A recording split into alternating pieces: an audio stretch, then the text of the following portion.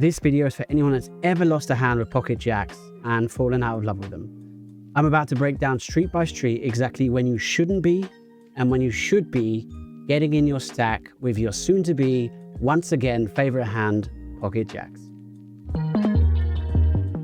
Let's start with pre-flop stacking off. Now, there's two key fundamentals I'd like to give you guys that will help you determine when you should be stacking off with your pocket jacks and when you shouldn't be. The first principle is that position matters. Let me show you what I mean here. Take a look at this spot on the right here. This is in a 200 big blind cash game. You're in the cutoff and you're eagerly awaiting to play pocket jacks after an undergun has opened and an undergun +1 has 3-bet. If we have a look at the strategy on the left here, we can see that pocket jacks in this situation is a 100% fold. Every single time. You shouldn't be calling, you shouldn't be 3-betting. The best thing you can do with your pocket jacks in this spot is to fold. This, I think, is a pretty good demonstration of positions and the impact they have, because when we're playing the early positions and they're much tighter ranges, the power of jacks in your hands shrivels to dust and you should not be stacking off with it. Now let's be in a completely different position with our pocket jacks. If you have a look on the right, in this case, we're going to be in the big blind. Once again, we're going to be facing a 3-bet pre-flop with pocket jacks. This time, the first raiser was the button and the 3-better was the small blind.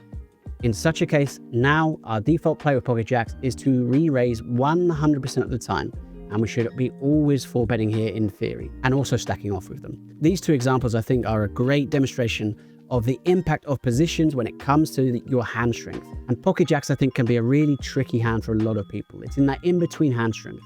You're not stacking off of it always pre-flop, but there are situations where you absolutely should be, especially at 200 big blinds deep, and position is a massive part of that. So when you're holding pocket jacks, if you face lots of aggression from two early position raises, let's say the low jack and the high jack, you should proceed with a lot of caution. Most of the time actually folding those spots when you're deep enough. If, on the other hand, you face lots of aggression from later position players, the button, the small blinds, well, now your pocket jacks is strong enough to go with the 4-bet, and often strong enough to go actually with just the all-in and be playing for your stacks in that situation. So hopefully it's clear the impact of positions when it comes to determining our pocket jack play pre-flop. But now let's talk about that other fundamental, stack depth. Let's jump to Lucid and let's have a look at the same spots, but this time at different stack depth. Okay, so here we are in Lucid, and once again, we're going to be looking at what we should be doing when it comes to our decision making, and the same spot we looked at 200 big blinds, but this time we're going to be at 100 big blinds effective. So we're going to have the low jack open as before, we're going to have the high jack raise as before, and once again, we're going to be in the cutoff. Now, all of a sudden, if we have a look at pocket jacks, we can see that it's not always folding. In fact, jacks is going to be a mix here. We have a look at the EV, because of the fact it's a mix, it's going to be neutral EV, whether we fold it or whether we raise it. But we've gone from a position where any VPIP with the jacks would be a mistake to now sometimes raising it being the correct play in theoretical poker. Now let's have a look at the same spot we looked at 200 big blinds in the later positions. We're going to have the button open. Once again, we're going to have the small blind 3-bet once again, and you're going to be in the big blind with pocket jacks once again. Apologies for my terrible circles. With the pocket jacks in the big blind, you can see not only are you always 3-betting in this situation, but in fact, we're sometimes actually jamming this hand and just raising all in, or betting all in that hand at a decent frequency with pocket jacks here. Not too much strategic difference to say in this spot, given we were also always 4-betting in the 200 big blind example, but as you get shallower, your threshold for stacking off with jacks drops a little bit. And we're going to keep seeing that impact happen when we now move to 50 big blinds. Okay, so here we are at 50 big blinds. Once again, I'm going to try and look for a 6 max example. So I've made the under the gun and undergun +1 fold. In this case, we're going to have the low jack open and the high jack 3-bet as we had at 100 big blinds and 200 big blinds. And once again, you're going to be in the cutoff and holding jacks in this case. As you can see, this is the first example we have where facing that early position, open and 3-bet, our pocket jacks is now 4-betting at 100% frequency. When we have a look at the EV of the action, you can see it's not very close here. Folding pocket jacks in this spot would be a pretty big mistake from a theoretical perspective, even though we're playing the same two opponents that we were happily folding to at 200 big blinds, and we were mixing a fold and a raise at 100 big blinds. To complete the demonstration of the impact of your stack depths, now let's move to 25 big blinds. In this case, we're going to make the under the gun open. So this is at an 8 max game. So this is far tighter than what we saw in the 50, 100 and 200 big blind example that we just looked at. We'll make the under the gun +1, 3-bet non-all-in. And so again, super tight situation. This is one of the tightest spots we should be playing with at 25 big blinds. Despite this, you can see pocket jacks is always 4-betting and is a big EV error to do anything but 4-bet jam here. So I hope what these examples did was they did a good job in demonstrating those two fundamental factors. Your position matters and your stack depth matters when it comes to deciding should you stack off with your jacks pre-flop.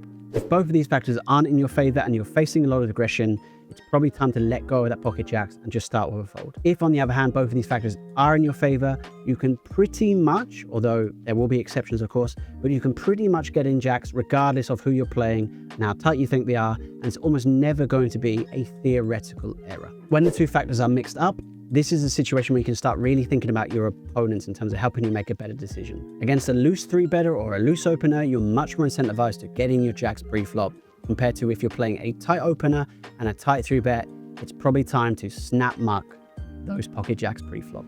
So we've talked about when to stack off pre-flop.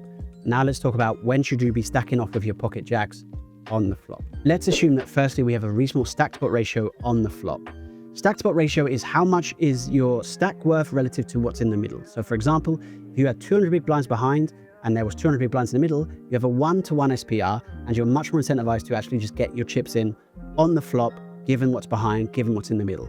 If on the other hand, you have 200 big blinds behind and there's 2 big blinds in the middle, you now have a 100-to-1 SPR, and you should be incredibly cautious about stacking off on that kind of flop with anything basically but the nuts. So, for example, if you raise the button with pocket jacks and the big blinds is defended, even on a lovely looking board like 8-4-2, if you're 200 big blinds effective and there's only 5 big blinds in the middle, please proceed with caution about your pocket jacks if the pot starts ballooning with massive check raises and re-raises. You don't really want to be committing all of your chips with just one pair on any given flop when the SPR gets too big. So for examples that I will proceed, we're going to assume we're in 3-bet spots or 4-bet spots, and the SPR is going to be more manageable, typically in that kind of 5-to-1, 2-to-1 ratio. Now in these situations, there's one easy flop framework that I want to give you guys when you're playing with pocket jacks.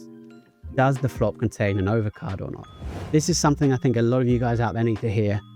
You need to accept that when you hold pocket jacks, you're going to be seeing a lot of flops with overcards. In fact, I did the maths, you're going to be seeing at least one overcard when you hold pocket jacks on the flop at least 57% of the time. So you're definitely incentivized to get used to playing with those overcards and making sure that you're not making big errors when they do come. Now, when an overcard doesn't come, assuming a reasonable SPR that we already talked about, you're going to be hard pressed to find many flops that you shouldn't be willing to stack off with pocket jacks. A couple of easy examples to avoid would be maybe on a board like 6-5-4 monotone where you don't hold that suit, your pocket jacks isn't really strong enough to be wanting to get in lots of chips on that kind of board. But in general, on most boards, if it's a 9-4-2, if it's a 10-6-3, if it's 8-4-7, something along those lines, you're pretty willing to get in your pocket jacks for all the chips on the flop against the majority of opponents in the majority of spots. But now let's talk about when an overcard comes, and let's jump to Lucid to help us. So what I've got here in Lucid is that we've 3-bet the big blind on the right, and the button's called, and the flops come King 7-2. Now the first thing I'd like you guys to do when you have pocket jacks in these situations and the overcard come is don't panic. Too frequently I think people go into automatically shut down mode and they think, never put another chip in. You can still see bet. In fact, don't forget, when you're thinking about playing theoretically correct poker, your hand isn't actually as important as the range here. There's lots of situations where you should be c-betting the bulk of your range, and pocket jacks, fortunately, is just a hand within your range that you're playing. So when you have pocket jacks, and you should be looking to range c-bet a board, as I would probably recommend on this King 7-2 Remo board, in a big blind versus button 3-bet spot, you just go ahead and you c-bet your jacks to begin with. Yes, you don't necessarily have to stack off with pocket jacks on the flop, but you can start with a bet and not telegraph the strength of your hand against your opponent. This conceptual framework, I think, works quite well because it means that if we pick, for example, a different board like an ace queen 9, we don't have to learn specifically what jacks is doing every single time. Instead, we want to focus more on a range here. On this ace queen 9, for example, we can see that overall this is a much worse board for the big blinds range compared to the buttons, and as a result, we're only c-betting about half the time here. Again, if we have a look at our pocket jacks here, you can see that they broadly follow the range's strategy. So should you be c-betting with pocket jacks on ace queen 9? If you've got a spade, you might want to be c-betting. It's certainly favorable, but in general, a range doesn't do tons of c-betting here, only betting about half the time. And to be honest, if you were to combine all of your jacks here and you bet them half the time, you wouldn't be that far off from making a pretty good theoretical play. Now, obviously on these kind of boards, stacking off with pocket jacks gets a lot worse, especially if we don't have the spade. So if we were to bet the small sizing, and we were to get raised here, even though it's not very frequent, you can see jacks without the spade will just be folding here. So there's an easy takeaway here that pocket jacks on a pretty bad looking board, if you do c-bet the flop and you get raised, you should mainly be folding unless you've got the extra outs to improve. Or if you c-bet and you get called instead, and we pick a blank turn, you want to be proceeding with a lot of caution with your pocket jacks about putting more money in. Mainly checking, and then versus a bet if we pick the big bet sizing, mainly folding. And so you can see that your pocket jacks without a spade on this kind of flop are basically a one small bet hand. That's how much they're worth. If you wanted help to practice this, one thing you can do is set up a custom drill. Let me quickly walk you through this. So we can go to drills. In Lucid, you can play a custom drill. We can select just pocket jacks on the right here. Let's drag the bar and let's just pick pocket jacks. We'll make it a post-flop spot. We'll make it 100 big blinds. We'll make it a 3-bet pot. Pause the video if you'd like to see me do this a bit slower. We'll make us in the big blind, put the villain in the button, and we'll make the street end. And this way we can just run through and start playing some flops with pocket jacks in that 3-bet situation and have a look if anything comes through. Once you set it all up, you press start drill, and you can run through lots of different examples of how you want to be playing your pocket jacks in different situations on different kinds of flops. And let's try and use a couple of those heuristics we talked about. So what does our range want to mainly do on ace king 8? Probably bet small, maybe some big betting actually, to be honest. What does pocket jack want to do? Let's go with our range and go for a small c-bet. Looks fine. And then on this kind of board, is this a board we want to be continuing with? Probably not. Had they raised, we would just be folding. Had they called, we'd just be checking, and probably folding some more chips being put in the middle. 9-7-5 flop here, obviously a great flop for our exact hand. We'd be certainly willing to stack off with our jacks on this kind of hand in this kind of spot. What does our range want to do here? Probably wouldn't be a range c-bet. I would see some bigger sizes, maybe a smaller frequency. So with the 14, I'm going to be checking my pocket jacks here, looking to check raise them. Let's start with a check. You can see checking is correct. If the button wants to bet, now I'm looking to mainly check raise, although again, with the low RNG, we could mainly look to call maybe in this draw frequency. I don't think a raise will be a problem here. If we go for the pot raise, I think it's going to be fine. Let's have a look. Absolutely fine. It is actually just a range check raise. And we'll be again willing to stack it off. And so using these drills can really help get you acquainted with pocket jacks. If historically you found it a frustrating hand, you haven't had the confidence to play them, set up some drills, get used to playing different flops, and you'll be better at stacking off on the right kind of flops compared to the wrong kind of flops. For example, I think this would be a good flop to stack off with. Nice flop to prove my point. Now let's talk about the turn and which are good turns that you should be stacking off versus which are cards that you should be slowing down with in pocket jacks. Unfortunately, this is where the heuristics get a little bit tricky to give you simple ones. In general, if you're playing the turn and you still have an overpair with pocket jacks, you should be looking to put lots of money in there and normally be looking to get all your chips in, because it's normally a spot where you're going to be pretty vulnerable but have the best hand. The 9 equity is good, getting your chips in are good. On a 10-eye board, on a 9-eye board, on the turn, mainly play your jacks aggressively and look to get all the chips in. If on the other hand there is an overcard out there somewhere, as we saw on the flop, on some bad looking runouts, we should be mainly looking to pot control, checking our jacks with the intention to perhaps fold to more aggression.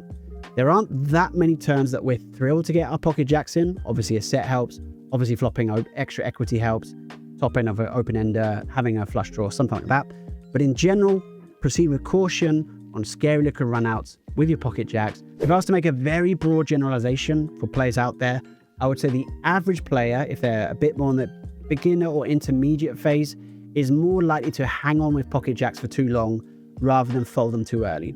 So if you've got something in your gut that's telling you this is a bad spot, if the board looks scary, there's a lot of overcards especially out there, you maybe just want to think about folding your pocket jacks rather than trying to put more money in as a bet, or even if you check and then your opponent bets, mainly looking to fold the situations unless you have a very strong reason not to.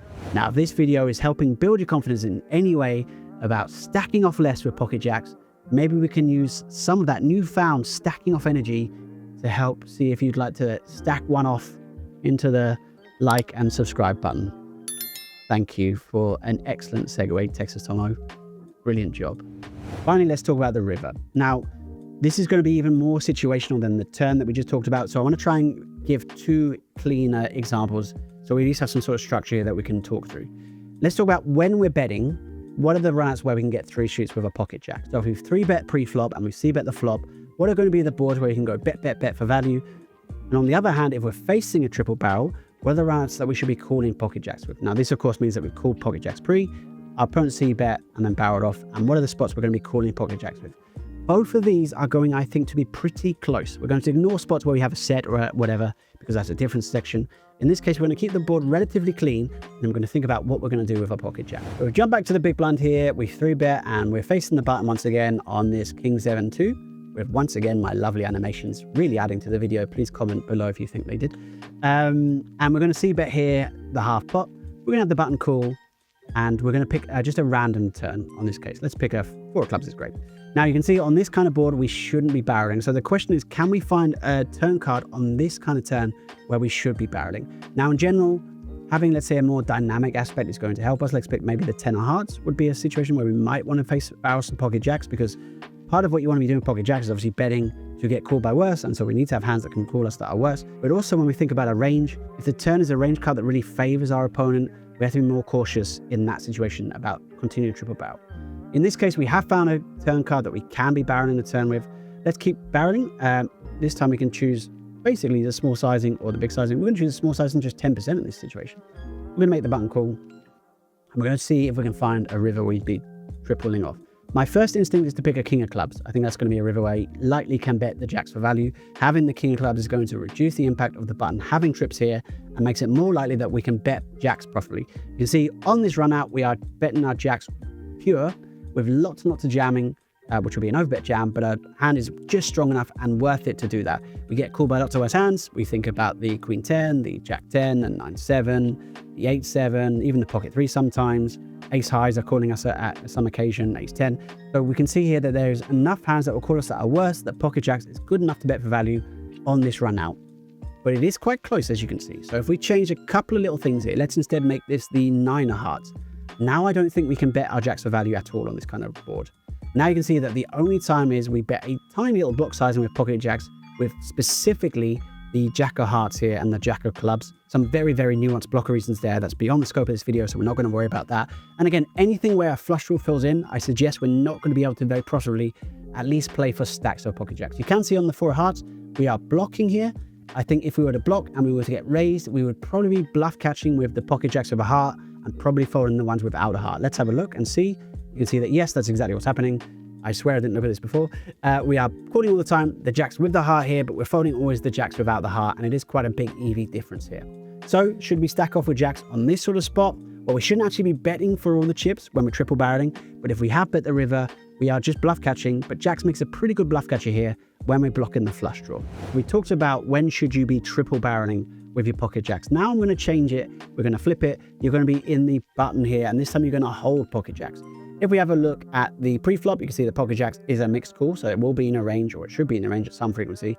And now we're going to see what happens if you face a triple barrel on this kind of board. So we'll make the big blind, bet 10.25. We'll have a look at the button. Jacks isn't going anywhere yet. You should definitely be calling 1 here. Again, we'll pick the same kind of run out and see what happens. So we'll pick the 9 of hearts.